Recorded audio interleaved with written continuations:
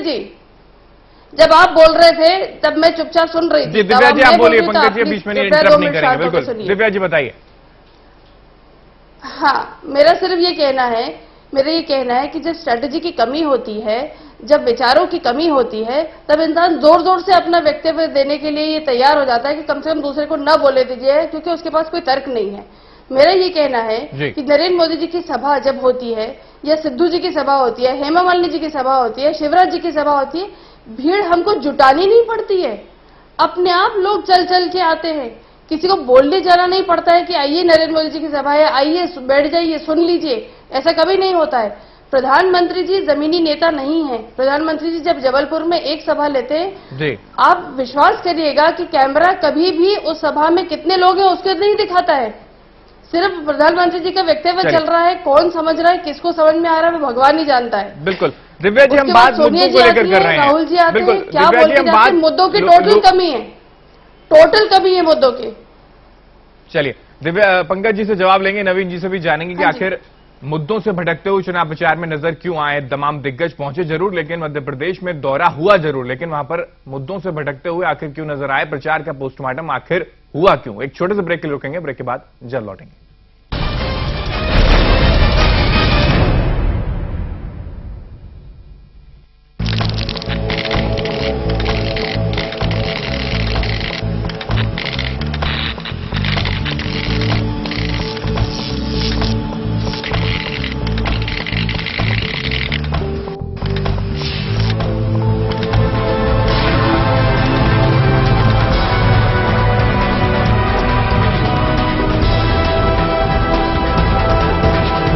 जन जन की आवाज, फिर भाजपा, फिर शिवराज।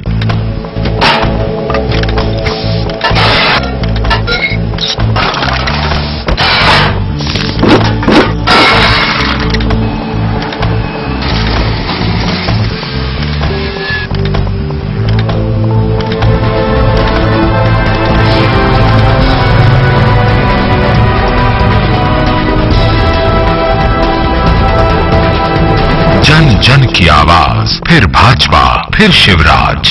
प्रिय बहनों और भाइयों, 10 साल से मध्य प्रदेश में भारतीय जनता पार्टी की सरकार है और 8 साल से मैं आपका मुख्यमंत्री हूं। मैंने मुख्यमंत्री बन के शासक के रूप में सरकार नहीं चलाई, मैंने आपका सेवक बन के सरकार चलाने की कोशिश की है। पूरे मध्य प्रदेश को एक अपना परिवार माना, आपके सुख को अपना सुख माना, आपके दुख को अपना दुख माना। मध्य प्रदेश आज बीमारू राज्य की छवि से मुक्त हो गया है और तेजी से बढ़ते हुए विकासशील राज्यों की पात में शुमार हुआ है। लेकिन मेरा एक सपना है, मध्य प्रदेश को देश और दुनिया के सबसे अच्छे राज्यों की पंक्ति में ले जाके खड़ा करना है। और इसके लिए एक बार फिर शिवराज को आशीर्वाद दीजिए, भारतीय जनता पार्टी को आशीर्वाद दीजिए, कमल के फूल की बटन दबाइए, भारतीय जनता पार्टी को जिताइए।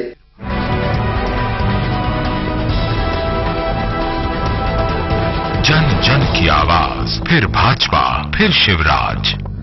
दिन और रात एक ही धुन, एक ही जिद, एक ही जुनून और एक ही जज्बा कि मैं अपने प्रदेश के लिए और कैसे बेहतर करूं, मैं अपनी जनता के लिए फिर कैसे और बेहतर करूं।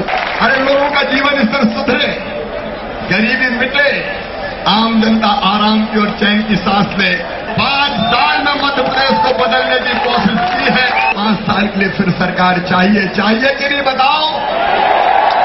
जन जन की आवाज, फिर भाजपा, फिर शिवराज।